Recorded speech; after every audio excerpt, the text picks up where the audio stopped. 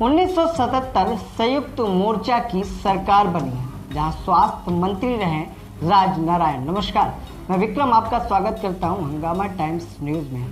आज बात करने वाले हैं उन योद्धाओं की जिन्होंने हर वैश्विक महामारी में हमारा साथ दिया और उन महामारी को देश से भगाने का काम किया। जी आज हम बात करने वाले हैं जन स्वास्थ्य रक्षकों की, जिनका गठन 1977 में जनमोर्चा की सरकार में केंद्रीय मंत्री राज नारायण के नेतृत्व में किया गया। जहां आपको बता दें, जन स्वास्थ्य रक्षकों को 1000 की आबादी के ग्रामीण क्षेत्रों में तैनात किया गया था, जहां वो वैश्विक महामारी और खांसी, जुकाम, बुखार जैसे चेचक, खसरा, मलेरिया, डेंगू जैसे गंभीर बीमारियों में आम जन और ग्रामीण जनता का साथ देते थे और उस बीमारियों को दूर करने के लिए उन्हें बाकायदा सरकार द्वारा किट भी उपलब्ध कराई गई थी और दवाएं भी दी गई थी, जिन दवाओं को ग्रामीणों को जागरूक करते थे और उन दवाओं को वितरण कर उस महामारी से वो लड़ते थे और लोगों को भी उससे निपटने का तरीका बताते थे। अब बात करेंगे 1985 की, जब कांग्रेस की सरकार बनी, प्रधानमंत्री बने राजीव गांधी, जहां पर केंद्रीय स्वास्थ्य मंत्री बनी मोहसिना। जी हाँ, मोहसिना के नेतृत्व में जिस तरह से जन स्वास्थ्य रक्षकों का नाम CWG कर दिया गया, जन स्वास्थ्य गार्ड के नाम से इन्हें तैनात कर दिया गया। लेकिन वहीं पर लगातार 2002 तक इन जन स्वास्थ्य रक्षकों को 50 रुपए का वेतनमान के हिसाब से इन्हें मिलता रहा। लेकिन जब वैश्विक महामारी और जिस तरह से परिवार कल्याण निदेशालय ने हर वैश्विक महामारी के लिए महत्वपूर्ण कदम भी उठाए हैं और कोई ना कोई उपाय उसके लिए किया है, जहां जन स्वास्थ्य रक्षकों को भी तैनात किया गया था 1977 से। लेकिन आज उन जन स्वास्थ्य रक्षकों की उम्र 70 से 75 वर्ष हो गई है, वो काफी बुजुर्ग हो गए हैं। जहां आज भी प्रदेश सरकार से वो अपनी मांग और अपने वेतनमान की लड़ाई लड़ रहे हैं। जी हाँ, 2002 तक जन स्वास्थ्य रक्षकों को 50 रुपए वेतनमान मिलता रहा और जिस तरह से आज वैश्विक महामारी कोरोना फिर से आ गई है, क्या हमें जन स्वास्थ्य रक्षक या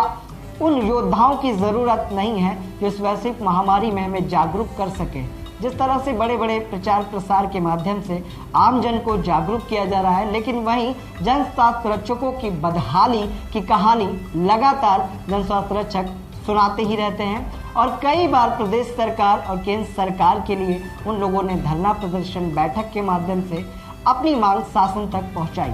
लेकिन उत्तर प्रदेश की योगी सरकार और केंद्र की मोदी सरकार तक भी उनकी फाइलें लटकी हैं, जिसमें दीमक लग रहे हैं। जहां उत्तर प्रदेश के मुख्यमंत्री योगी आदित्यनाथ से जन स्वास्थ्य रक्षकों की एक टीम की बैठक भी हुई थी और उस बैठक में कई महत्वपूर्ण फैसले लिए गए थे कि जन स्वास्थ्य रक्षकों का गुजारा भत्ता भी दिया जाएगा और उन्हें दैनिक मजदूर दिहाड़ी के हिसाब से जो बुजुर्ग जिन्होंने जन स्वास्थ्य रक्षक का कार्य किया है उन्हें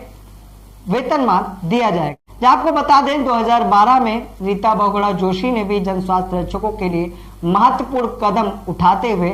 जो भी जन स्वास्थ्य रक्षक मृतक हो गए हैं उनकी लिस्ट भी मंगवाई थी। लेकिन अभी तक प्रदेश सरकार द्वारा जन स्वास्थ्य रक्षकों के लिए कोई भी महत्वपूर्ण फैसला नहीं लिया गया है। जहां आज हम आपको बताने वाले थे कि किस तरह से वैश्विक महामारियों में जन स्वास्थ्य रक्षकों की महत्वपूर्ण भूमिका रही, लेकिन अभी तक जन स्वास्थ्य रक्षकों के लिए प्रदेश सरकार पर जिस तरह से कई बैठकों में जन स्वास्थ्य रक्षकों ने ये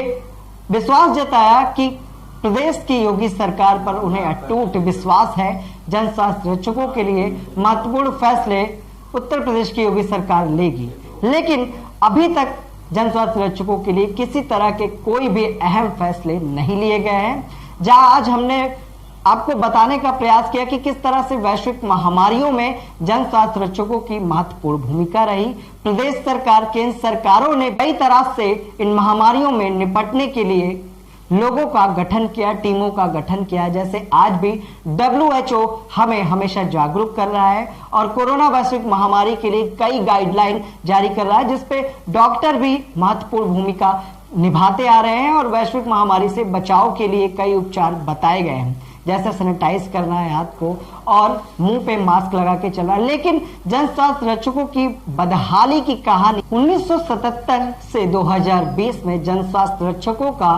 सचिवालय के अधिकारियों पर भी गंभीर आरोप है, जहां उनका कहना है कि प्रदेश की योगी सरकार तो महत्वपूर्ण कदम उठाना चाह रही है, लेकिन वहीं सचिवालय के आला अधिकारी जो उनकी लटकी हुई फाइलें हैं वो शासन और सरकार तक नहीं पहुंचा रहे हैं। देखना यह है कि प्रदेश की योगी सरकार और केंद्र की मोदी सरकार क्या उन फाइलों को ध्यान देगी या उनमें यूं ही दीमक लगते रहेंगे। ये था आज का मुद्दा, जहां हमने बात की जन स्वास्थ्य रक्षकों की बदहाली पर। फिर मिलूंगा किसी खास मुद्दे के साथ, किसी खास विषय